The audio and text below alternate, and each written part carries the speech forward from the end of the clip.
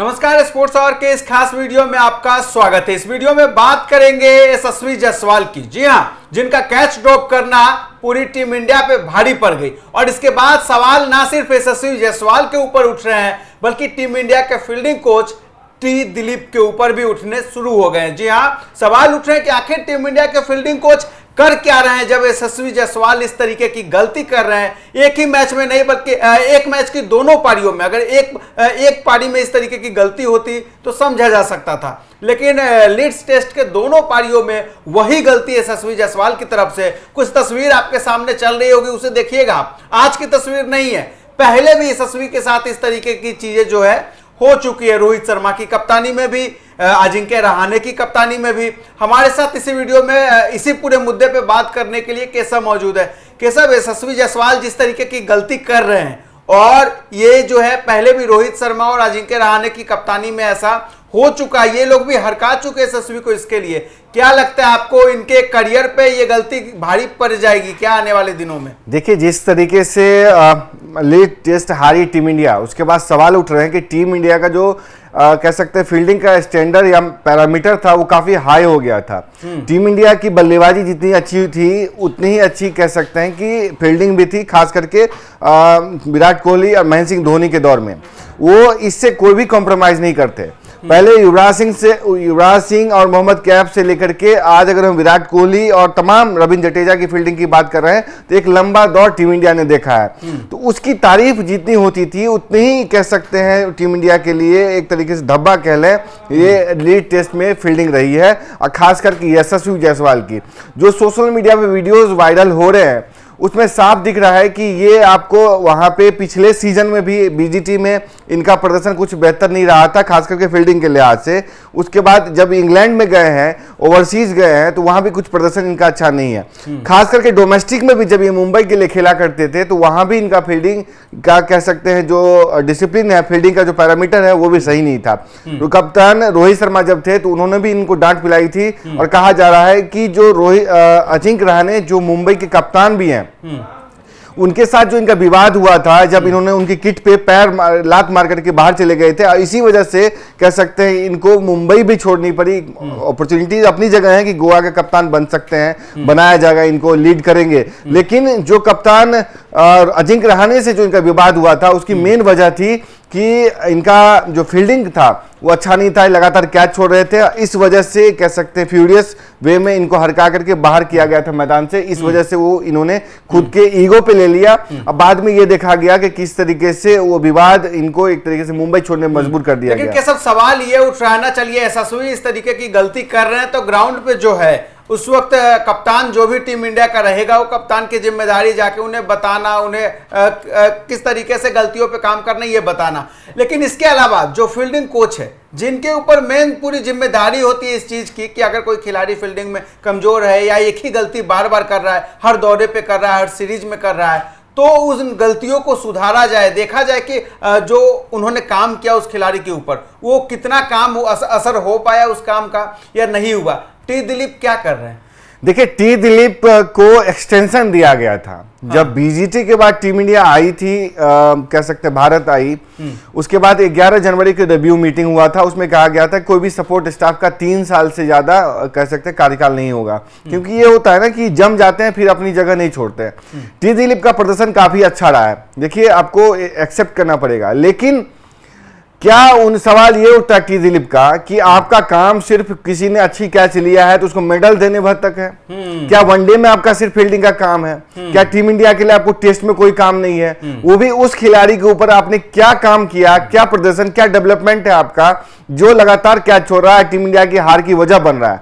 चाहे ऑस्ट्रेलिया के खिलाफ सीरीज हो, चाहे इंग्लैंड के खिलाफ सीरीज हो, लगातार वो कैच छोड़ रहा है। और आप देख रहे हैं कि डोमेस्टिक से लेकर के आपको इंटरनेशनल लेवल तक, चाहे घर में मैच है चाहे ओवरसीज मैच है, वो लगातार फंबल कर रहा है, कैच कर रहा है। तस्वीरें देखी है जब कोई खिलाड़ी बेहतर कैच करता है तो ये मेडल देते हुए जो है तस्वीर बहुत खिंचवाते हैं। ऐसा लगता है कि पीआर स्टंट कर रहे हैं। मैं किसी उनके मतलब टैलेंट को बिल्कुल नजरअंदाज नहीं करिए आप, लेकिन उसके साथ साथ जब कहीं गलती हो रहा है किसी फील्डर से, जब बार बार वही खिलाड़ी खासकर इस तरीके का ब्लंडर मिस्टेक कर रहा है तो फिर वहां उन गलतियों पे फोकस क्यों नहीं किया जाता है? देखिए, ये तो टेस्ट मैच है, आपको चलिए आपको कह सकते कीमत आप आपने चुकाया भी, भरपाई भी हो सकती है। लेकिन T20 या दूसरे जगह पे भी जिस टीम में खेलते हैं ये, वहां पे क्या होगा, इसलिए वनडे चैंपियंस ट्रॉफी नहीं खेल पाए थे, क्योंकि वहां पे गलती। सोशल मीडिया पे इनके बारे में क्या कह रही है, ये जो रन बनाए यशस्वी ने, जो रन बनाए 105 रन बल्ले से बनाते हैं और लुटाते हैं फील्ड से 160 रन, तो टीम पे भारी पड़ रहा है इस वक्त। देखिए 160 रन तो एक अकाउंट हो गया, काउंटिंग में आप कर रहे हैं, लेकिन जो सेशन बर्बाद होता है, जो बल्लेबाज कह सकते हैं साझेदारी बनाता है, जिसका लिंक टूट जाना चाहिए, उसको पवेलियन होना चाहिए, वो आपके साथ साझेदारी बनाता है, तो वहां पे आप कह सकते हैं कि लगातार फंबल कर रहे हो। देखिए टी दिलीप का क्या काम है, हर कोई यहाँ पे सीख के गया है, कोई कह सकते इंटर्न नहीं है जो वहां जाकर किसी को सिखाया जाएगा।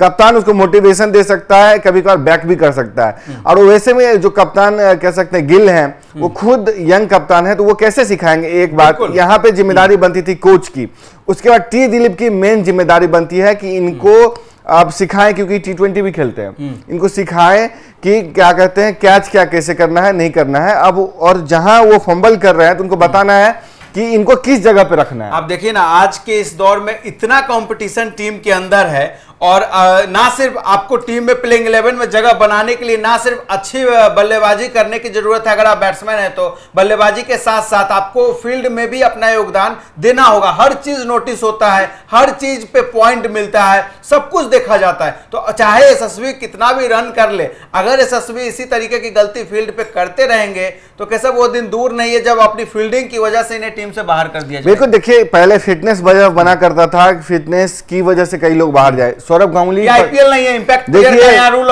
आएगा नहीं कि आपको बस बल्लेबाजी करने के लिए फील्ड पे बुलाया जाएगा और जब बात फील्डिंग की आएगी तो बाहर बैठे रहो। जब किरण मोरे कह सकते चयनकर्ता हुआ करते थे, ग्रेग चैपल जब कोच हुआ करते थे, जो विवाद हुआ था ना, या बाद में देखा गया कि राहुल द्रविड़ हो चाहे सीनियर खिलाड़ियों को जब बाहर किया गया, सहवाग बाहर हुए थे, तो एक ही वजह बनी थी, प्रदर्शन तो बल्लेबाजी से अपनी वजह थी, उनके फील्डिंग, क्योंकि जो सीनियर खिलाड़ी थे वो अप्रोच ही नहीं करते थे गेंद के लिए।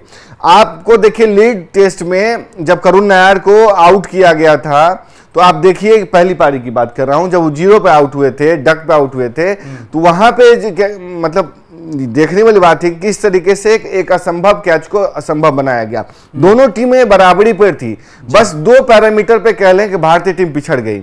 देखिए उनको भी बल्ले अधिक कह सकते हैं कि विकेट लेने में समस्या हुई, क्योंकि भारत भी 300 साढ़े 300 रन बना चुका था, बाद में उन्होंने पुछल्ले बल्लेबाजों के विकेट जल्दी लिए, यानी 36 पे 41 पे 6 विकेट के 7 विकेट एक साथ आउट हुए थे।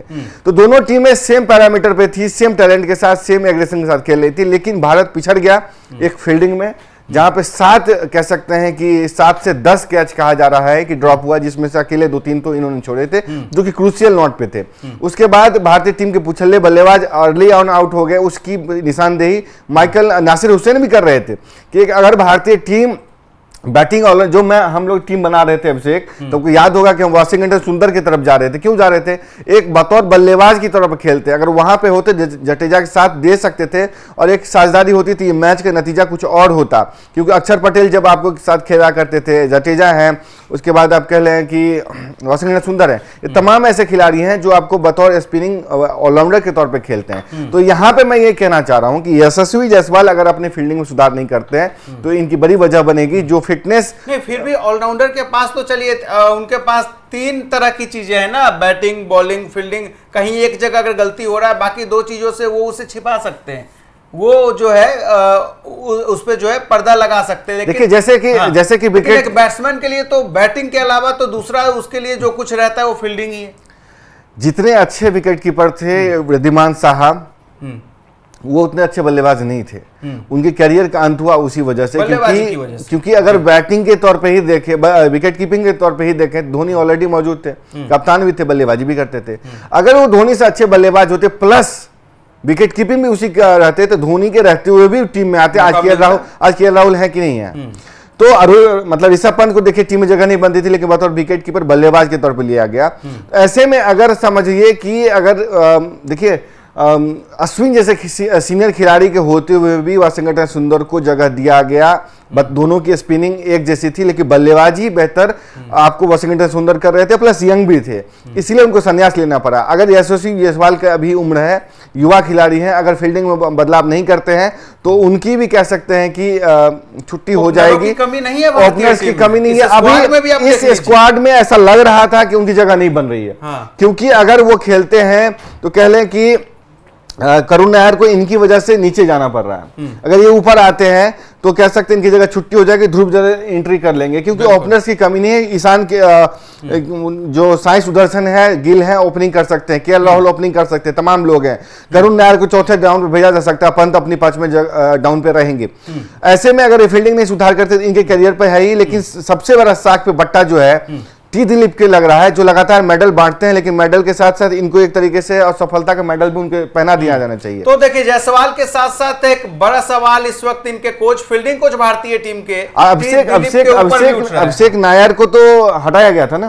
अभी अभिषेक नायर के फिर से कोलकाता में वापसी हो गई, केकेआर में उनको छुट्टी कर दी गई थी, तमाम लोगों की छुट्टी हो गई थी, रिव्यू मीटिंग में इनको एक्सटेंशन दिया गया था। लेकिन अगर यही करेंगे तो मुझे लगता है कि उनके जो पूरा कैरियर में एक तरीके फील्डिंग में सुधार के लिए जाने जाते हैं टी दिलीप, तो उस पर बट्टा लगाएंगे यशस्वी जायसवाल। खुद पे तो लगा ही रहे, साथ ही साथ टी दिलीप पे भी लगा रहे हैं। चलिए, फिलहाल उम्मीद यही है कि 2 जून से भारत इंग्लैंड के बीच जो दूसरा टेस्ट मैच बर्मिंघम में खेला जाना है, यशस्वी जायसवाल वहां इन गलतियों को दोहराने से बचेंगे। साथ में जो भारतीय टीम के फील्डिंग कोच है वो भी बखूबी अपना काम करते दिखाई देंगे। इस तरह की जो है उम्मीदें हैं, फिलहाल हम उम्मीद लगा सकते हैं। फिलहाल आप लोगों का क्या कुछ कहना है यशस्वी जायसवाल के इस फील्डिंग पे और टीम इंडिया के फील्डिंग कोच के ऊपर? आप भी अपनी राय हमें कमेंट बॉक्स में जरूर दें। स्पोर्ट्स आवर के इस खास वीडियो में इतना ही।